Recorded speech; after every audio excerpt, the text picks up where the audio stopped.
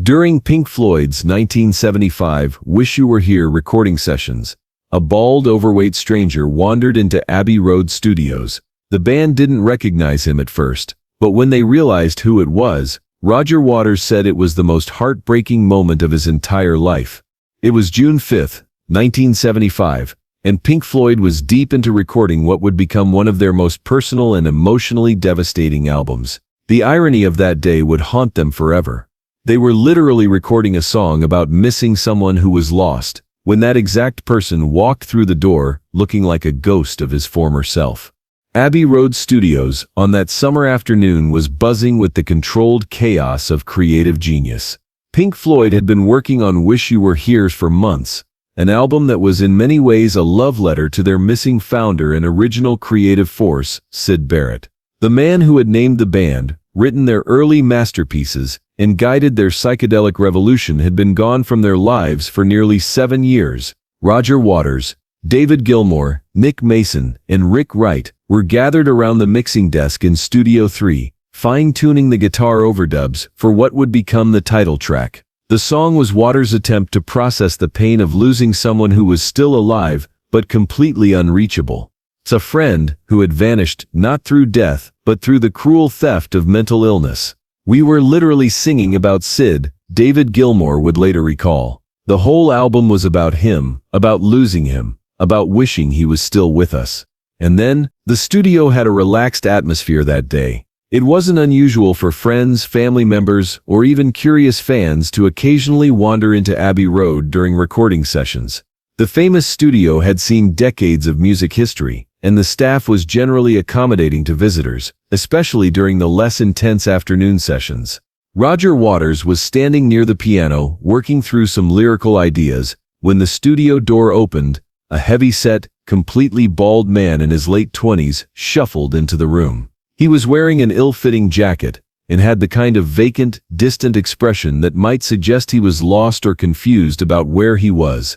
The studio engineer glanced up briefly, then returned to his work. Visitors weren't uncommon, and this man seemed harmless enough, just another curious onlooker drawn to the famous recording space. David Gilmour looked over and saw the stranger standing near the back of the room, saying nothing, just observing with those distant eyes.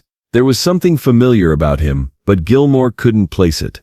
The man's physical appearance was so different from anyone in their regular circle that he barely registered as someone worth acknowledging. "Excuse me," Gilmour called out politely. "Can we help you with something? Are you looking for someone?" The stranger didn't respond immediately. He just stood there, looking around the studio with a kind of detached fascination, as if he was seeing something from a dream or a distant memory.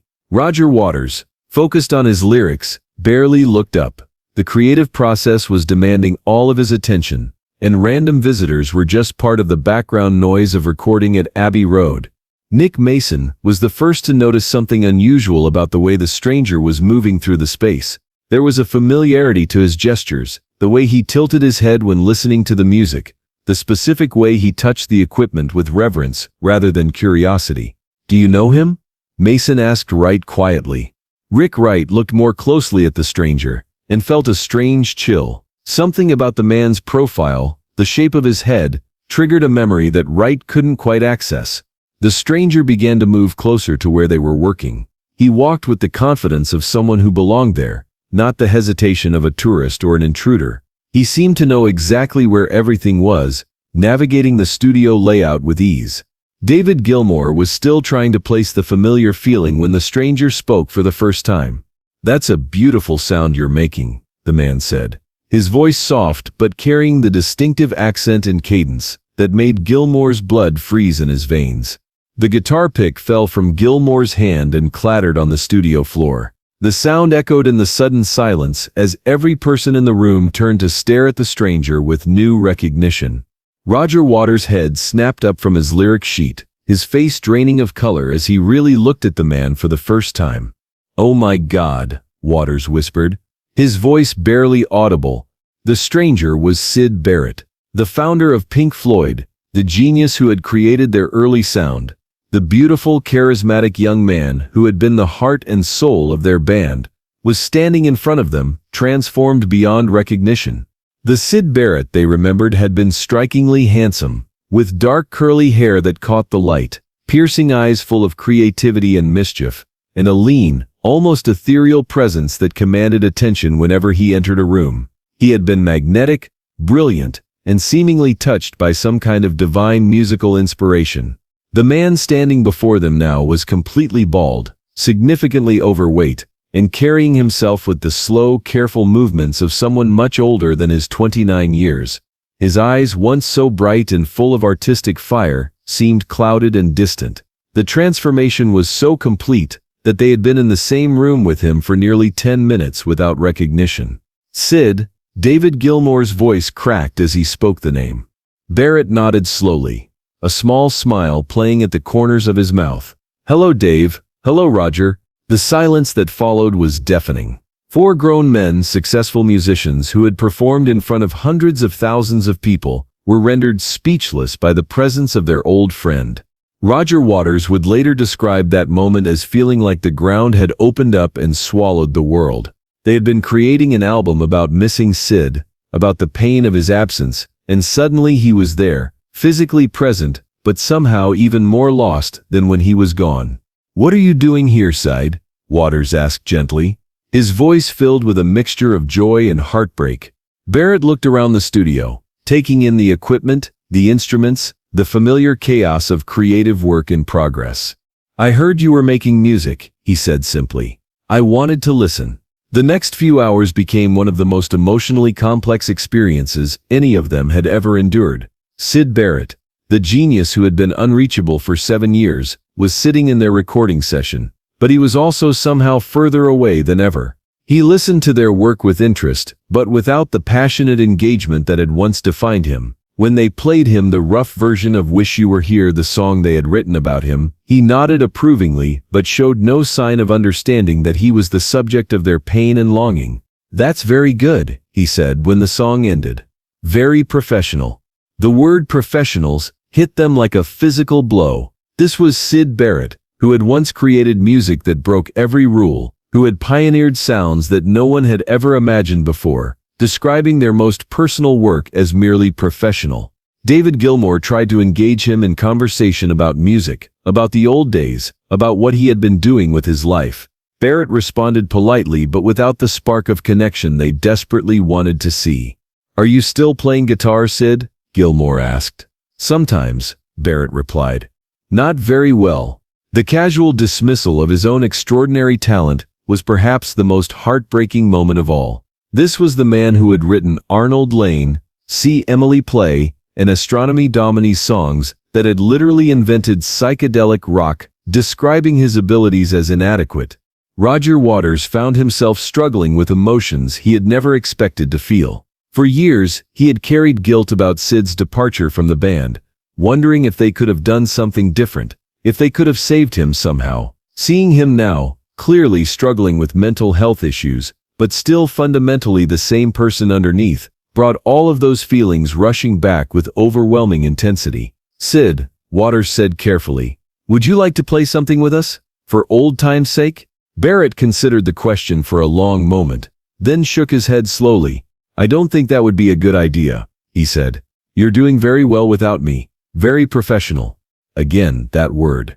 It was like he was speaking a foreign language, using terminology that had nothing to do with the passionate, boundary-breaking music they had once created together. The afternoon stretched into evening, with Barrett sitting quietly in the corner, occasionally offering gentle comments about their work, but never fully engaging with the creative process. He seemed content to simply observe, like he was watching strangers work rather than reconnecting with his oldest friends and his own life's work. As the session wound down, the band members realized they were facing a terrible dilemma. They wanted to help Syd, to reconnect with him, to somehow bring back the brilliant artist they had lost. But it was becoming clear that the person they had known and loved was gone in ways that went far deeper than physical appearance. The Syd Barrett sitting in their studio was kind, polite, and occasionally insightful, but he was also disconnected from his own genius, seemingly unaware of the impact his music had made or the legacy he had created. The passionate, visionary artist who had founded Pink Floyd existed now only in their memories and in the recordings he had left behind. When it came time for Barrett to leave, the goodbye was almost unbearably awkward. How do you say farewell to someone who is both completely present and utterly absent at the same time? "It was good to see you all again," Barrett said simply. "Keep making that professional music." And then he was gone, shuffling out of Abbey Road Studios, the same way he had entered Tayet, quietly, almost invisibly, leaving behind 4 men who felt like they had just experienced a ghost sighting. Roger Waters sat in the empty studio for hours after Barrett left, staring at the mixing desk and trying to process what had just happened. The man they had been mourning through their music had been right there with them, but the reunion had somehow made his loss feel even more profound. "It was the most heartbreaking moment of my entire life," Waters would later say, "because it wasn't really Syd anymore, but it was still Syd. The person we loved was gone, but the body was still walking around, still breathing, still existing somewhere we couldn't reach."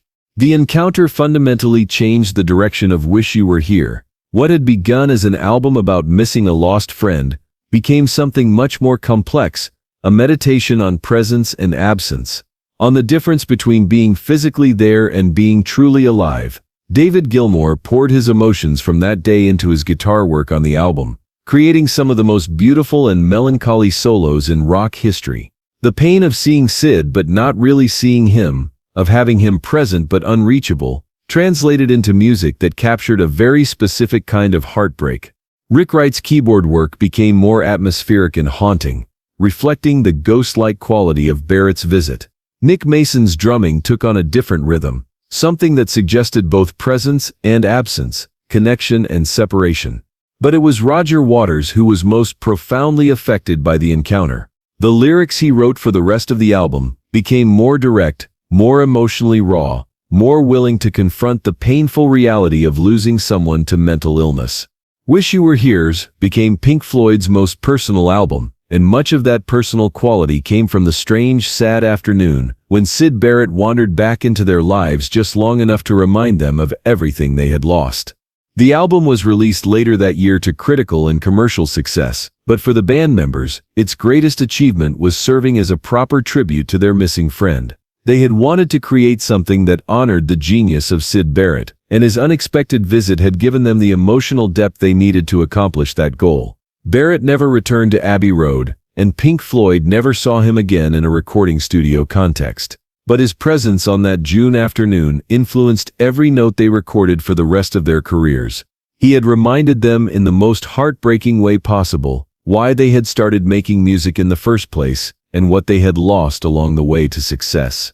Years later, when fans and music historians would analyze Wish You Were Here's as one of the greatest albums ever made, few would know about the ghost-like visit that had shaped its emotional core. But for Roger Waters, David Gilmour, Nick Mason, and Rick Wright, that afternoon remained the most important recording session of their lives. Not because of the music they made, but because of the friend they said goodbye to one final time. The tragedy of Syd Barrett wasn't just that mental illness had stolen his ability to create music. It was that he had become a stranger to his own genius, unable to recognize the revolutionary impact he had made on the world.